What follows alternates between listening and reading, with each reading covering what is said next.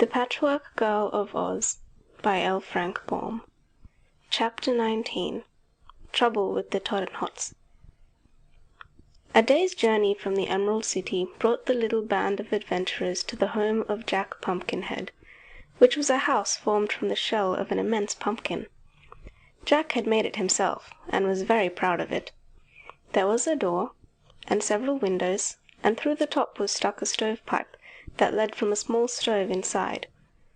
The door was reached by a flight of 3 steps, and there was a good floor on which was arranged some furniture that was quite comfortable. It is certain that Jack Pumpkinhead might have had a much finer house to live in, had he wanted it, for Ozma loved the stupid fellow, who had been her earliest companion, but Jack preferred his pumpkin house, as it matched himself very well, and in this he was not so stupid, after all. The body of this remarkable person was made of wood, branches of trees of various sizes having been used for the purpose. This wooden framework was covered by a red shirt with white spots in it, blue trousers, a yellow vest, a jacket of green and gold, and stout leather shoes. The neck was a sharpened stick on which the pumpkin head was set, and the eyes, ears, nose, and mouth were carved on the skin of the pumpkin, very like a child's jack-o'-lantern. The house of this interesting creation stood in the centre of a vast pumpkin field, where the vines grew in profusion and bore pumpkins of extraordinary size, as well as those which were smaller. Some of the pumpkins now ripening on the vines were almost as large as Jack's house, and he told Dorothy he intended to add another pumpkin to his mansion. The travellers were cordially welcomed to this quaint domicile, and invited to pass the night there, which they had planned to do. The Patchwork Girl was greatly interested in Jack, and examined him admiringly. "You are quite handsome," she said, "but not as really beautiful as the Scarecrow." Jack turned, at this, to examine the Scarecrow critically, and his old friend slyly winked one painted eye at him. "There is no accounting for tastes," remarked the Pumpkinhead with a sigh. "An old crow once told me I was very fascinating, but of course the bird might have been mistaken. Yet I have noticed that the crows usually avoid the Scarecrow, who is a very honest fellow in his way, but stuffed. I am not stuffed, you will observe. My body is good solid hickory." "I adore stuffing," said the Patchwork Girl. "Well, as for that, my head is stuffed with pumpkin seeds," declared Jack. "I use them for brains, and when they are fresh I am intellectual. Just now, I regret to say, my seeds are rattling a bit, so I must soon get another head." "Oh, do you change your head?" asked Ojo. "To be sure. Pumpkins are not permanent, more's the pity, and in time they spoil. That is why I grow such a great field of pumpkins, that I may select a new head whenever necessary." "Who carves the faces on them?" inquired the boy. "I do that myself. I lift off my old head, place it on a table before me, and use the face for a pattern to go by. Sometimes the faces I carve are better than others, more expressive and cheerful, you know, but I think they average very well." Before she had started on the journey, Dorothy had packed a knapsack with the things she might need, and this knapsack the Scarecrow carried strapped to his back. The little girl wore a plain gingham dress and a checkered sunbonnet, as she knew they were best fitted for travel.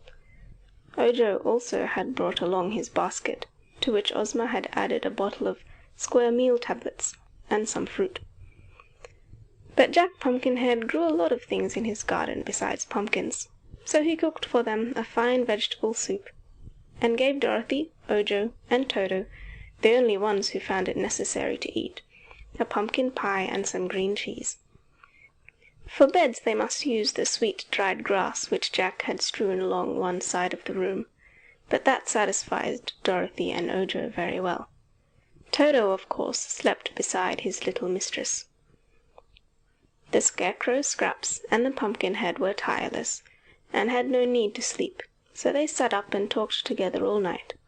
But they stayed outside the house, under the bright stars, and talked in low tones so as not to disturb the sleepers.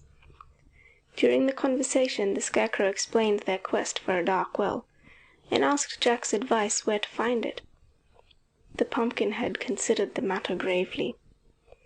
"That is going to be a difficult task," he said, "and if I were you, I'd take any ordinary well and enclose it so as to make it dark." "I fear that wouldn't do," replied the Scarecrow. "The well must be naturally dark, and the waters must never have seen the light of day, for otherwise the magic charm might not work at all." "How much of the water do you need?" asked Jack. "A gill." "How much is a gill?" "Why, a gill is a gill, of course," answered the Scarecrow, who did not wish to display his ignorance. "I know!" cried Scraps. "Jack and Jill went up the hill to fetch—" "No, no, that's wrong," interrupted the Scarecrow. "There are two kinds of gills, I think. One is a girl, and the other is—" "A gillyflower," said Jack. "No, a measure." "How big a measure?" "Well, I'll ask Dorothy." So next morning they asked Dorothy, and she said, "I don't just know how much a gill is, but I've brought along a gold flask that holds a pint. That's more than a gill, I'm sure, and the Crooked Magician may measure it to suit himself.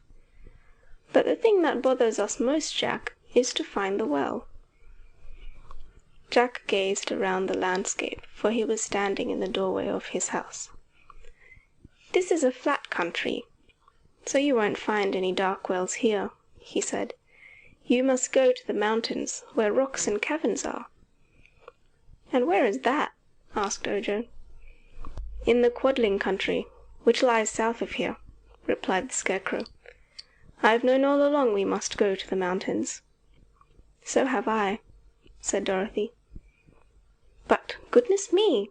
The Quadling country is full of dangers," declared Jack. "I've never been there myself, but—" "I have," said the Scarecrow. "I've faced the dreadful hammerheads, which have no arms and butt you like a goat, and I've faced the fighting trees, which bend down their branches to pound and whip you, and had many other adventures there."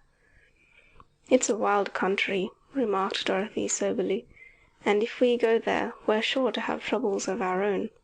But I guess we'll have to go, if we want that gill of water from the dark well."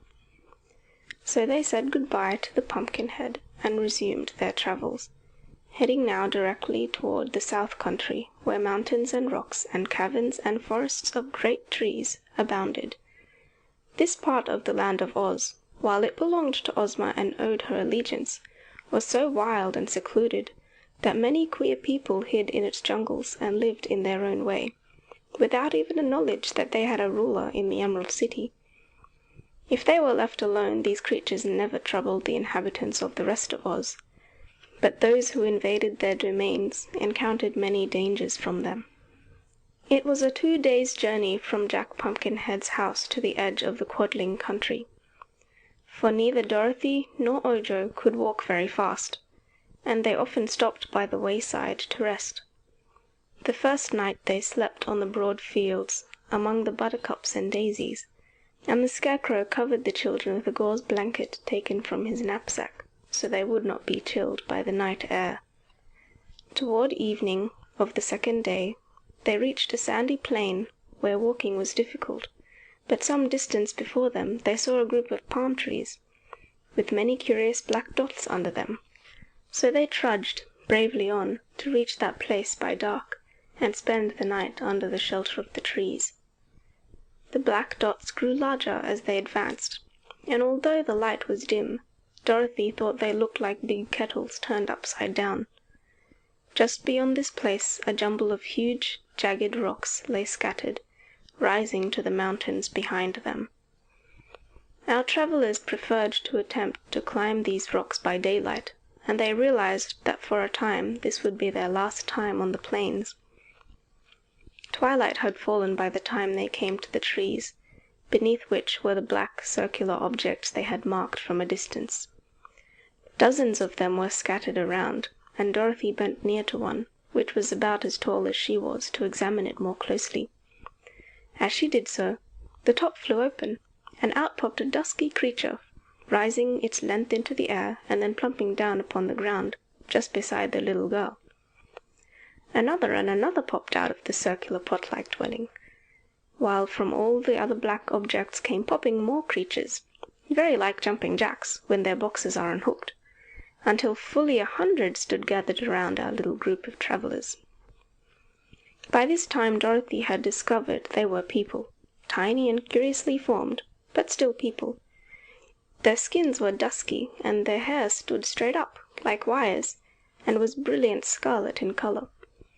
Their bodies were bare, except for skins fastened around their waists, and they wore bracelets on their ankles and wrists, and necklaces, and great pendant earrings. Toto crouched beside his mistress, and wailed as if he did not like these strange creatures a bit. Scraps began to mutter something about hoppity-poppity-jumpity-dump, but no one paid any attention to her. Ojo kept close to the Scarecrow, and the Scarecrow kept close to Dorothy, but the little girl turned to the queer creatures and asked, "Who are you?" They answered this question all together, in a sort of chanting chorus, the words being as follows: "We're the jolly Tottenhots, we do not like the day, but in the night 'tis our delight to gambol, skip, and play. We hate the sun, and from it run, the moon is cool and clear, so on this spot each Tottenhot waits for it to appear.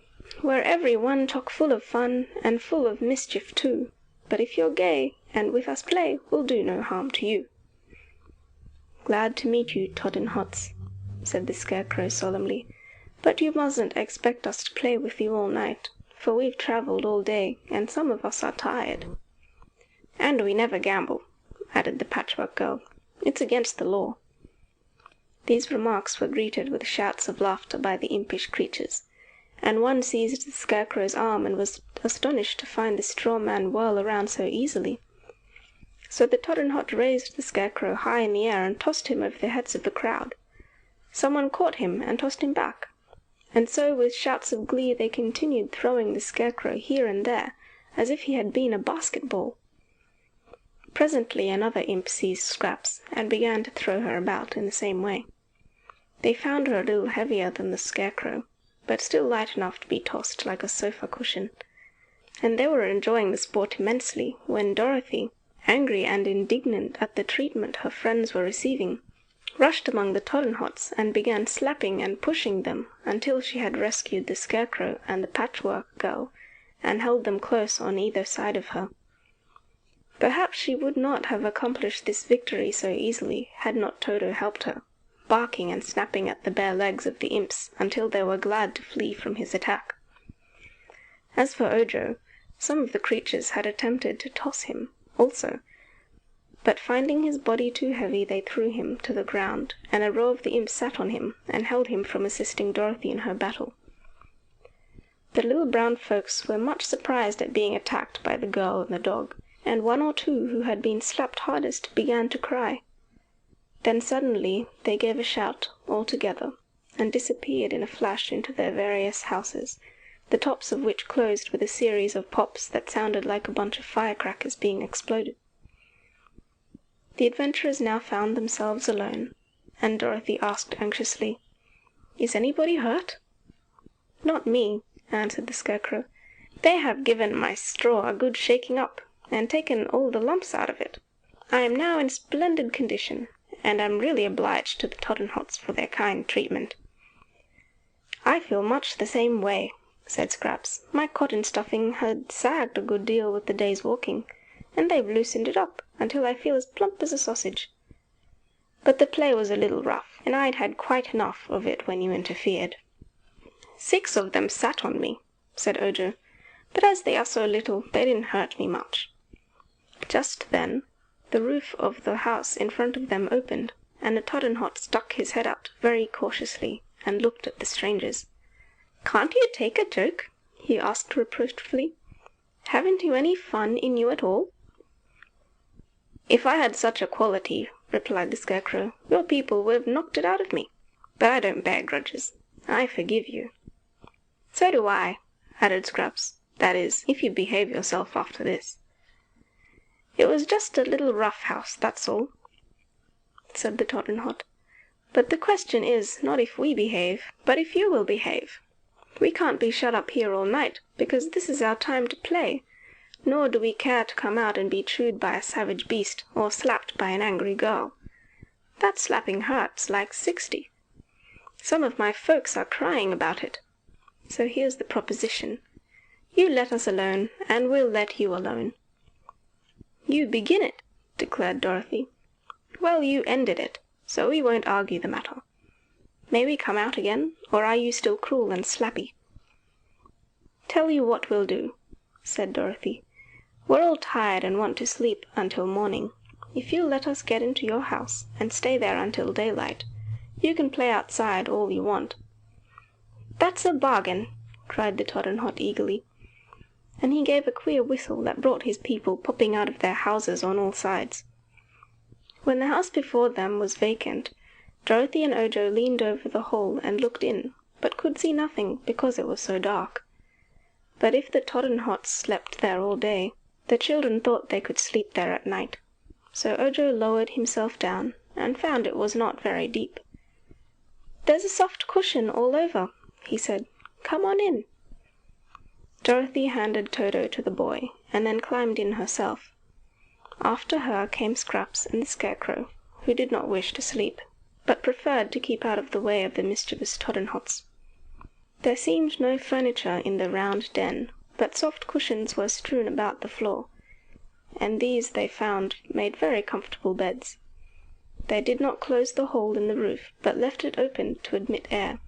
It also admitted the shouts and ceaseless laughter of the impish Tottenhots as they played outside. But Dorothy and Ojo, being weary from their journey, were soon fast asleep. Toto kept an eye open, however, and uttered low, threatening growls whenever the racket made by the creatures outside became too boisterous, and the Scarecrow and the Patchwork Girl sat leaning against the wall and talking in whispers all night long. No one disturbed the travellers until daylight, when in popped the Tottenhot who owned the place, and invited them to vacate his premises. End of chapter 19.